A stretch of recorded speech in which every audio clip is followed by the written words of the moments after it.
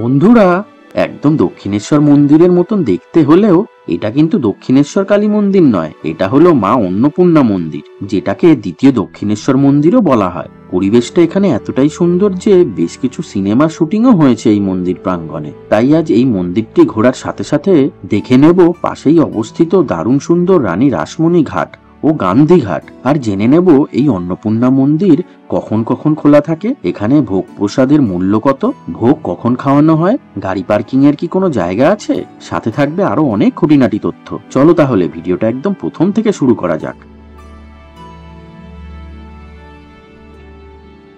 চলে এসেছি শিবশক্তি মা অন্নপূর্ণা মন্দিরের সামনে।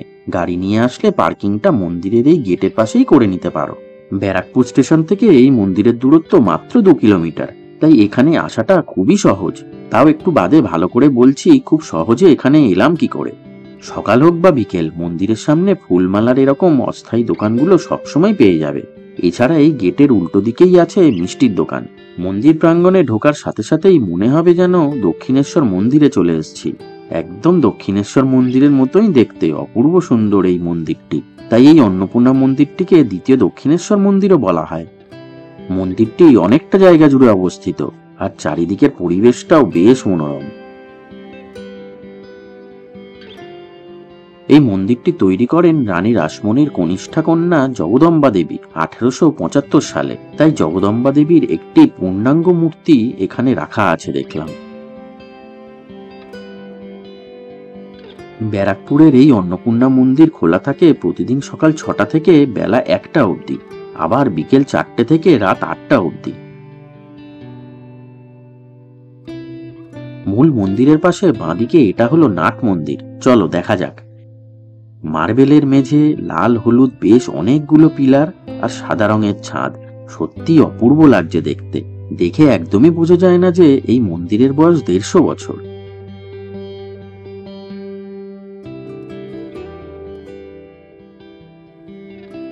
মন্দিরের গেট থেকে ঢুকে ডান দিকেই আছে হাত ধোয়া ও পানীয় জলের ব্যবস্থা।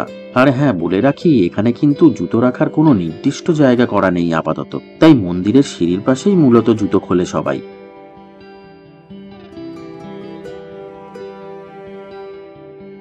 এটা হচ্ছে এই মন্দিরের অফিসের নাম্বার।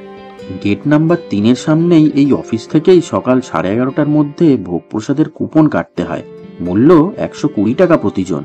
আর এখানে সবাইকে চেয়ার টেবিলে বসেই ভোগ খাওয়ানো হয়। বেলা 1টায় মাকে ভোগ নিবেদন করার পর তোমাদের যদি কুপন সংগ্রহ করতে দেরি হয়ে যায় তাহলে অফিসের এই কন্ট্যাক্ট নাম্বারে আগে থেকে একটু যোগাযোগ করে নিতে পারো। পাশেই আছে ডান দিক ও বাঁ দিক মিলিয়ে 3টি করে মোট 6টি শিব মন্দির। চলো সবকটি ঘুরে দেখা যাক। প্রতিটা শিব মন্দিরের আলাদা আলাদা নাম আছে এখানে, যেমন এটি হচ্ছে শ্রী শ্রী কেদারেশ্বর, পরেরটি হলো শ্রী শ্রী কৈলাসেশ্বর, এর পরেরটি হলো শ্রী শ্রী কপিলেশ্বর শিব মন্দির। এখান থেকে মন্দিরটা কত সুন্দর দেখতে লাগছে দেখো শুধু একবার। এত সুন্দর পরিবেশে এসে অনেকে তো এমনি এমনিও বসে থাকে এখানে। বেশ কিছু বাংলা সিনেমা যেমন প্রজাপতি, বহুরূপীর শুটিংও হয়েছে এই মন্দির প্রাঙ্গণে। এইটা একটা বিশেষ বেলগাছ। রামকৃষ্ণদেব যখনই এখানে আসতেন গাছের নিচে এই বেদিতে বসেই উপাসনা করতেন। এই অন্নপূর্ণা মন্দিরটি বঙ্গীয় স্থাপত্য শৈলীর নবরত্ন মন্দির ধারায় নির্মিত। দক্ষ শিল্পী না থাকায় দক্ষিণেশ্বর মন্দিরের মতন এখানেও টেরাকোটার অলংকার ব্যবহার করা যায়নি, যদিও এই মন্দিরের সুবিন্যস্ত কার্নিশগুলিতে পঙ্খের কাজ অত্যন্ত সুনিপুণ। চলো এবার বাকি 3টে শিব মন্দিরও দেখে আসি। এই শিব মন্দিরটির নাম হলো শ্রী শ্রী কল্যাণেশ্বর,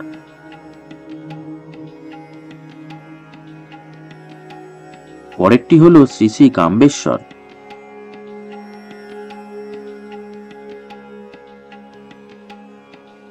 এবং এর পরেরটি হলো শ্রী শ্রী কিন্নরেশ্বর শিব মন্দির।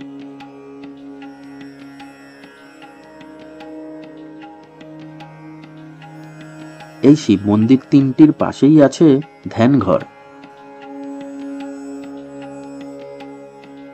রামকৃষ্ণ পরমহংসদেব এই ধ্যান ঘরে বসেই ধ্যান করতেন, তবে ঘরটি বন্ধ থাকায় তোমাদের দেখাতে পারলাম না। ধ্যানঘরের ঠিক পাশেই আছে আরো 2-3টি ছোট মন্দির, যেমন গোপাল ঠাকুর ও রাধাকৃষ্ণের মন্দির।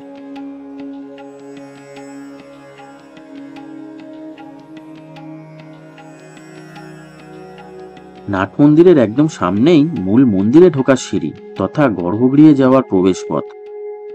চলো এবার তাহলে মায়ের দর্শন করি। এখানে মা অন্নপূর্ণার বিগ্রহটি সোনা দিয়ে তৈরি, আর মহাদেবের বিগ্রহটি তৈরি অষ্টধাতু দিয়ে, আর সিংহাসনটা বানানো হয়েছে রূপো দিয়ে। আর হ্যাঁ, এখানে অবশ্যই বলে রাখি, বিনা অনুমতিতে এখানে কিন্তু ফটো তোলা একদম নিষেধ। পায়রাগুলো মন্দিরের চারিদিকে ঘুরছে, কি সুন্দর দেখতে লাগছে দেখো। এই মন্দির প্রতিষ্ঠা হয় 1875 সালের 12ই এপ্রিল চৈত্র সংক্রান্তির দিন। জমি নির্বাচন, ভিত্তি স্থাপন, মন্দির প্রতিষ্ঠা ও পরে 1882 সালে উল্টোরথ উপলক্ষে মোট 4 বার রামকৃষ্ণ পরমহংস এই মন্দিরে আসেন। এছাড়াও স্বামী বিবেকানন্দ একবার এসেছিলেন এই মন্দিরে। মন্দিরের এটা হলো পিছনের দিকটা। এই পিছনের দিকেই আছে দেখবে একটা ছোট্ট গেট। এই গেট দিয়েই জাস্ট 1 মিনিট মতো হাঁটলেই পড়বে বেশ সুন্দর রানী রাসমণি গঙ্গার ঘাট। এদিকটা কিন্তু অনেকেই যেতে ভুলে যায়। চলো দেখাই তোমাদের একটু।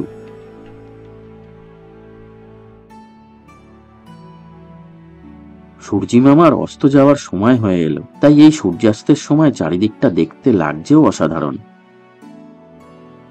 এই ঘাটটির নাম রানী রাসমণি ঘাট হলেও অন্নপূর্ণা মন্দিরের সামনে বলে অনেকে এই ঘাটকে অন্নপূর্ণা ঘাটও বলে থাকে। গঙ্গার ধারে বসে থাকতে তো সবসময় ভালো লাগে, তাই অনেকে মন্দিরে পুজো দেওয়ার পর বেশ কিছুক্ষণ এই গঙ্গার ঘাটেই বসে থাকে।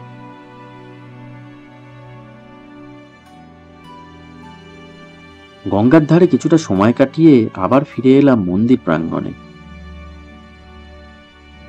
এই মন্দিরটি টিটাগড় আর ব্যারাকপুর স্টেশনের ঠিক মাঝামাঝিতে অবস্থিত, তাই দুদিক থেকেই আসা যায়। তবে আমি এসেছিলাম ব্যারাকপুর স্টেশন হয়ে।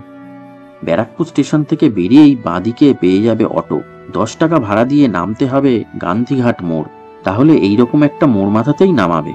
তারপর রাস্তা পার হয়ে এই গলিটা দিয়েই যেতে হবে সোজা 10 মিনিট। গলিটার মুখেই বাঁদিকে দেখতে পাবে গোপাল মেডিকেল হল বলে একটা ওষুধের দোকান আছে। তোমরা যদি 4-5 জন মিলে আসো তাহলে স্টেশন থেকে 100 টাকা দিয়ে অটো রিজার্ভ করে একদম মন্দিরের গেটের সামনেই নামতে পারো। কিছুটা গিয়েই দেখতে পাবে লেখা আছে ডান দিকে গান্ধীঘাট আর বাঁদিকে অন্নপূর্ণা মন্দির। এখান থেকে জাস্ট 2 মিনিট বাঁদিকে গেলেই অন্নপূর্ণা মন্দিরটি পড়বে। তবে এই 3 মাথার মোড় থেকে ডান দিকে গিয়ে তোমাদের গান্ধীঘাটটা একটু দেখাই চলো। 500 মিটার মতন রাস্তা, হেঁটে গেলে সময় লাগবে ওই 7-8 মিনিট মতন, অথবা মন্দির থেকে টোটোও পেয়ে যাবে এই গান্ধীঘাট আসার। এখানকার আশেপাশের পরিবেশটাও বেশ দারুণ। সবকিছুই নতুন করে আবার বানানো হচ্ছে দেখছি। 1949 সালে তৎকালীন প্রধানমন্ত্রী পণ্ডিত জওহরলাল নেহেরু এই গান্ধীঘাটটি প্রতিস্থাপন করেন। এখানে আছে 1948 সালে তৈরি মহাত্মা গান্ধীর একটি স্মারক। তবে বলে রাখি, এই গান্ধীঘাটে কিন্তু ফটো তোলা বা ভিডিও করা একদম নিষেধ। আমি অজান্তেই যেটুকু ভিডিও তুলেছি সেটুকুই জাস্ট দেখাচ্ছি তোমাদের।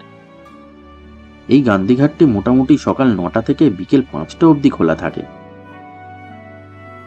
একদম হুগলি নদীর পাশেই অবস্থিত হওয়ায় এখানে কিছুক্ষণ বসে থাকতে মন্দ লাগে না।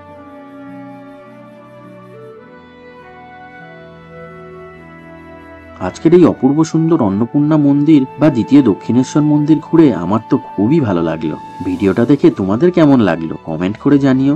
ভিডিওটা ভালো লাগলে একটা লাইক করে দিও আর শেয়ার করে দিও প্রিয়জনদের সাথে। আর আজ প্রথমবার যারা আমার ভিডিও দেখছো তারা তো আশা করি এতক্ষণে চ্যানেলটাকে সাবস্ক্রাইব করেই নিয়েছো।